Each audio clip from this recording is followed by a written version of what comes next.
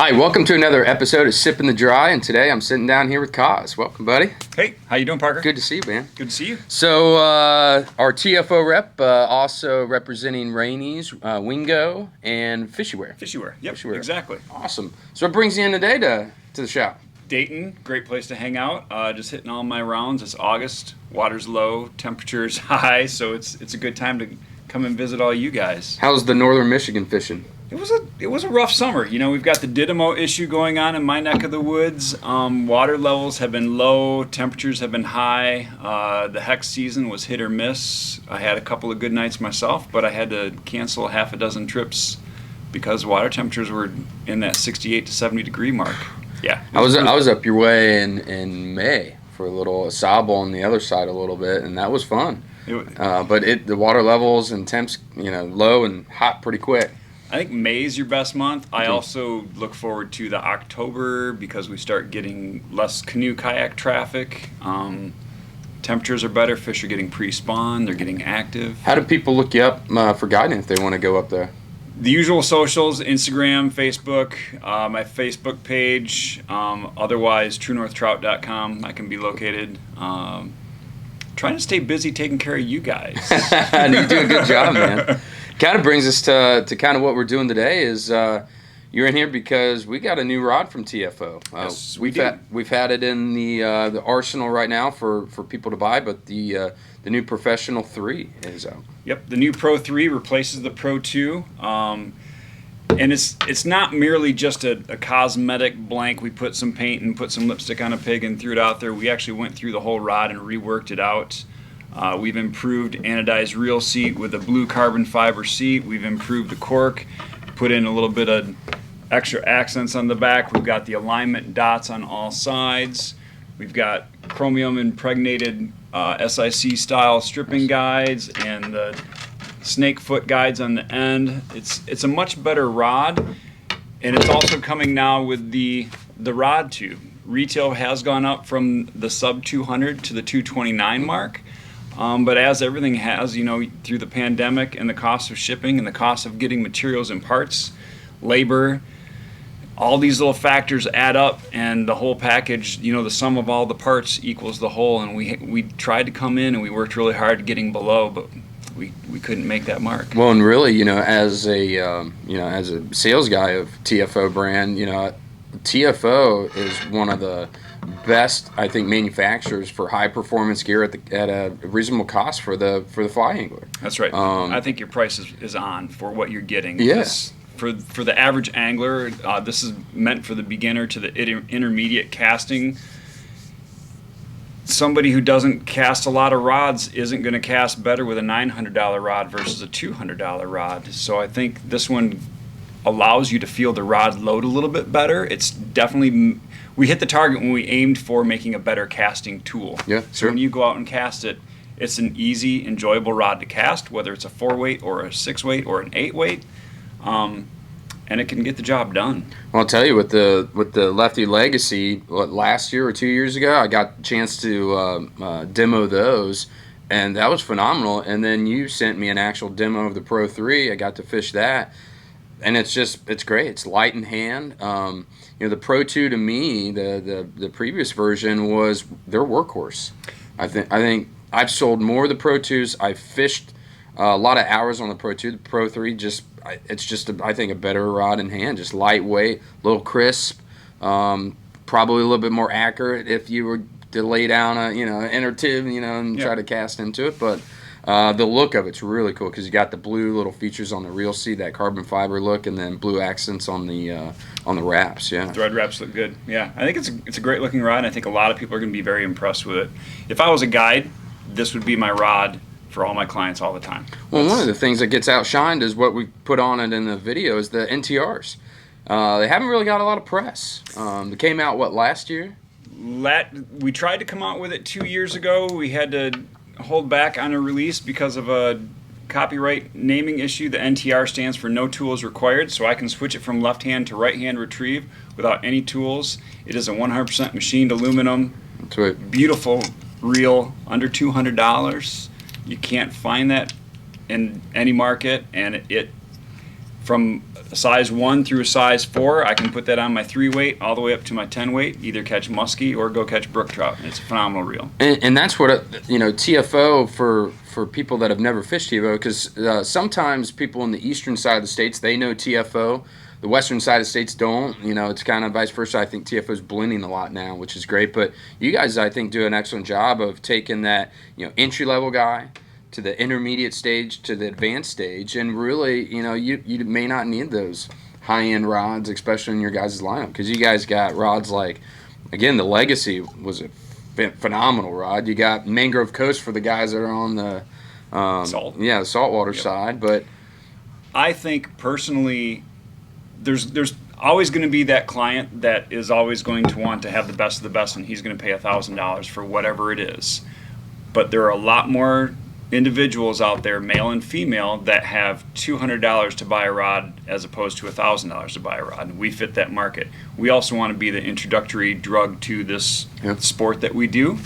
And I think the next part of the conversation, especially post-pandemic, everybody went out and bought a 5-weight and they've discovered nature again.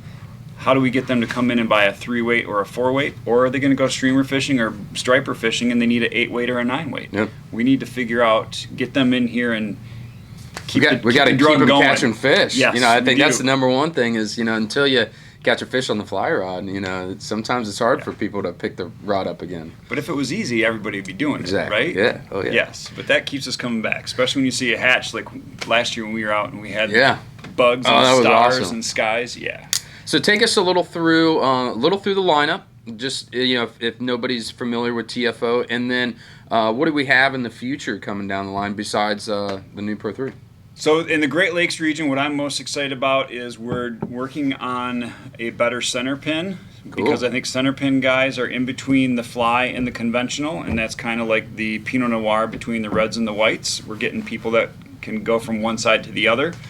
We are also working on the TFR, which is the Tough Rod series. That's a Great Lakes, either in an I sell a ton of them to the northern guys. Oh, yes. Yeah. They just crush those rods. Salmon guys and guys going to Alaska. That's true. Because you've got a good rod that can handle a salmon or a big rainbow or a Dolly V, and it still throws a fly nicely.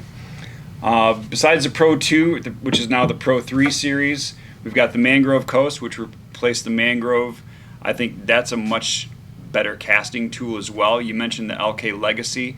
I think by far that's my favorite casting rod. It's a great rod. It is. Man. And it feels like you're casting 2 weights low. If you're casting a 6-weight, you're casting like a 4-weight, on some other rods. I use the 4-weight almost all season for all my dry fly action, and I've caught a fair amount of 20-inch fish. It handled them fine, and it was... So on the Legacy and this Pro 3, I tend to fish it with like a real elite, pretty much a trout taper line. Is that kind of what you're thinking? Exactly. SA, I got the creek trout on my 4 and 5, and then I use either a Magnum or Frequency.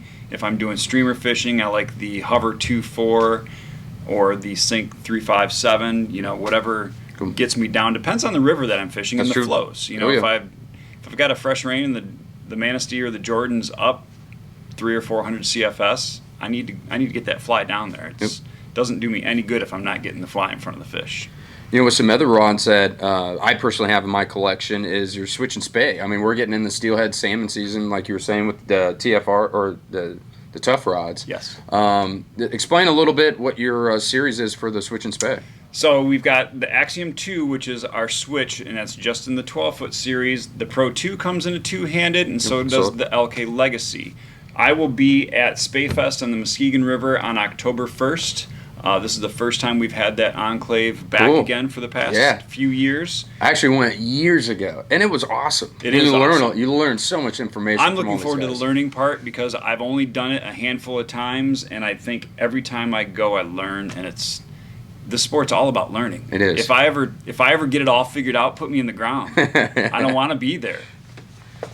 And then for the client, what the nice thing is about TFO is, they also do reels. We have accessories, but the reels are phenomenal. Like we discussed with the NTRS, but they also do a BVK SD, and those things, I sell a lot of them, but it's it's a beefy, lightweight reel. I mean, you can really destroy these things. The SD stands for sealed drag. So if I were to go saltwater fishing, I would choose the SD over the NTR. A much better, well-protected reel. It also has a better drag. That's cool. And that's my concern. Also, if I was going for muskie, I've got the BC Big Fly Blaine Chocolate. We put that rod together last year. That's been selling extremely well. We also have the Stealth, which is in a 2 or 3 weight. If you're into the Euro nymphing scene, phenomenal rod. I mean, super sensitive. You guys got a rod lineup. We do. Yeah, and I would say and usually switch and spay is always going to be more expensive, but I think you top out at under $5. $4.99. Yeah, I mean that's really cool. Yep, and Jason Randall helped us a lot on the Stealth series, and he's over in the driftless area. He gets a lot of that action going. Axiom 2 and the Axiom 2X. The 2X is fast action. I would use it for tarpon, redfish, bonefish. The Axiom 2 is one of my favorite streamer rods, more freshwater series. It's a little bit softer than the 2X. The 2X is a much faster rod. Some people like that, some people don't like that. It doesn't roll cast as well as the 2 because it doesn't have the... It has a lot of power to it. Yeah. Yes, oh, yeah. exactly. Oh, yeah. It's all about delivering. When you're casting that, it wants more line. Yep. I think the same is true on the Legacy. When I'm casting that sub 30 feet, it wants me to load more line to get that to sun. I remember there was a rod, maybe it will come to me later on, but there was a rod you guys had a couple years ago that Impact. That rod was awesome. Didn't sell a lot because it was kind of a higher end. It was a fast. But man, you could load that rod. That was sweet. So that's cool. It felt like the cork was a little bit more torpedo thin in hand. It felt like but it was a lightweight rod. It was a very lightweight rod. It was almost too light. So explain. Appreciate your TFO. People can shop online. On our store, they can go to TFOrods.com to see their website. But you also bring in some other cool stuff. So Wingo, we're thinking about fishy wear. Explain to those a little bit to the consumer. Fishy wear was started by Linda Leary. She was an ice road trucker. You can catch her on National Geographic old specials. Pull her up on Netflix. Sure. It's kind of cool. And she got out of that business and she wanted to start her own company making women's wear that were made by women for women. So they've got some nice, colorful, attractive. We've got a Hala borealis right now. We've got a steelhead, brook trout, brown trout, a whole bunch. Grayling is one of our best sellers. That includes packs and bags. We've got waterproof bags. We've got weekender bags. We've covered the whole lineup for the active outdoor, and it's a lifestyle. Like everything is, we want you to go out and you could do yoga, mountain climbing, biking, go camping, and go fishing, and do it in yoga type stretch pants, leggings. The Wingo line, same thing. We've got a lot of webbing belts. We've come out with a cool blanket. There's a dog bed coming out, lanyards, key fobs, all kinds of accessories that you as an outdoor person can represent. I like to be in the outdoors. Yeah, and we're hoping that we get some of that lineup, especially the fishy wear, hopefully maybe by Christmas time for everybody. That'd be awesome. So that would be sweet. Yep. Well, anything in the future you're seeing? Getting more people out, sharing the water, cleaning our boats, cleaning our gear, letting everybody else know to take care of nature and leave it more beautiful when you leave than it was when you got there. Yeah. That's all we can do. And we'll fish again. Buddy, I appreciate it. Thanks. Great Thanks seeing for having you. me. Thank Good you. to see you. Check out all of our rest of our episodes. And if you have any questions, contact our pro staff, and we appreciate it. Yep. Give these guys a hookup. Cool, buddy. Thank you. Thank you. That was Awesome. great.